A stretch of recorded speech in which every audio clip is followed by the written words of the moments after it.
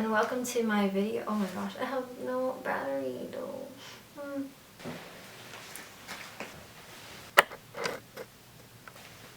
Hello, welcome to my braces update where I'm going to be talking about my implant process, which is the final stage of my entire braces journey. For those of you who don't know, I have a blog called embracingmybraces.tumblr.com. That's where I started documenting from when I had braces to when I got them off, which was a month ago. And I had my braces for 3 years to create a gap so that I could have space for an implant. And that is essentially what this whole video is going to be about. And I'm back with a tooth in. So after I got my braces off, I did get a Holly retainer that has a fake tooth right now. So that kind of helps hold the space as well as look more aesthetically pleasing than if I were to just walk around without my tooth. And I am supposed to wear this every day except for when I'm eating, and luckily people have been really understanding about it when I have to take it off, so aside from that it hasn't been too much trouble. I guess a brief background on my braces. Okay, so this is what I looked like when I was a younger child. I had a nice perfect set of smile, and you know, my adult front teeth came in, but then during 2nd grade I fell off a scooter and basically my front tooth and the little baby incisor right next to it came out. At that moment I didn't really know that you could go to the hospital to get it put back in. So my smile was kind of uneven like this for a good part of my life until I got braces to move it over with the spring, and so that I could get room to put an implant into that position, and so I would have like my full set of teeth.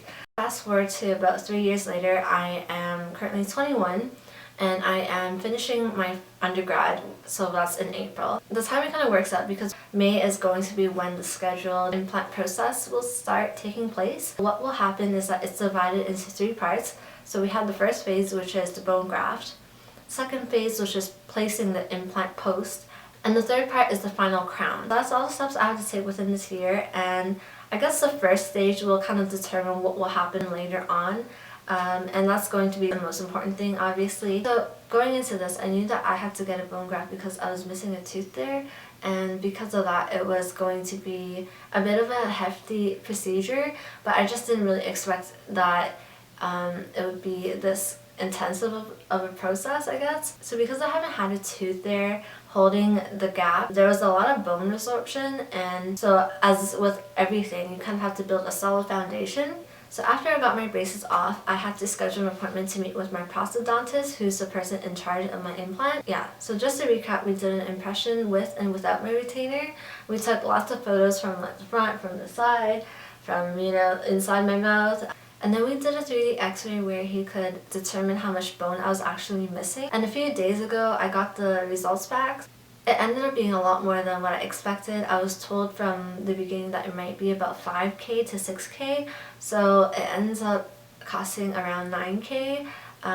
Also because part of it is like the sedation. It's recommended because they're going to be taking bone from my chin, which would have the most bone thickness right now, and then they'll be combining that with cow bone to strengthen the area so that there will be less bone absorption than if I were to use bone from like my own resources, essentially. I guess I had the option of picking human bone as well, but that kind of irked me a bit and I didn't really want to go forth with that. I was worried that, you know, like, oh, is this going to change my face shape? But it turns out that it won't. You know, it's my own resource, so it will grow back. Some of the nerves, I think, get severed. My teeth in the bottom will feel like there's no feeling there.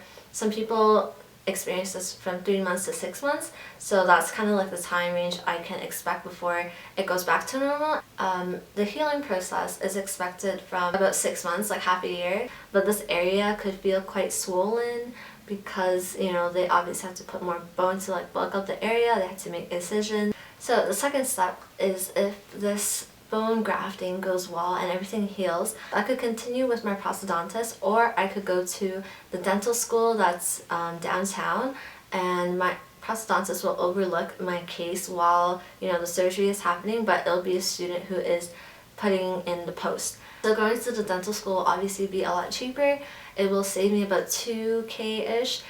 So I can't really remember whether or not I will be getting my crown in on the date of the implant, or if I'll have to wait about 6 months afterwards to uncover it and have that happen. But if anything changes, I will leave like, you know, a little thing here or in the description box, or I'll like leave a link to like the newest blog post so you can catch up on that. And then at the end, I will be receiving an SX retainer, which is basically like those Invisalign trays. So that's my update overall, and I think I covered about everything. So if there are any questions that you may have, please leave them in the comments below, and you can feel free to like message me. So feel free to subscribe if you haven't. Feel free to follow my blog. Let me know if you guys have experienced anything similar and what it was like. It is intimidating, but I know in the end it'll be like really worth it, because, you know, like having this retainer right now and talking to you guys, I'm already feeling so much more confident in my smile. So enough of that. Thank you all for your support, and thanks for watching. So I will catch you guys in the next video. Bye! Oh my gosh, I can't talk right now. Bleh.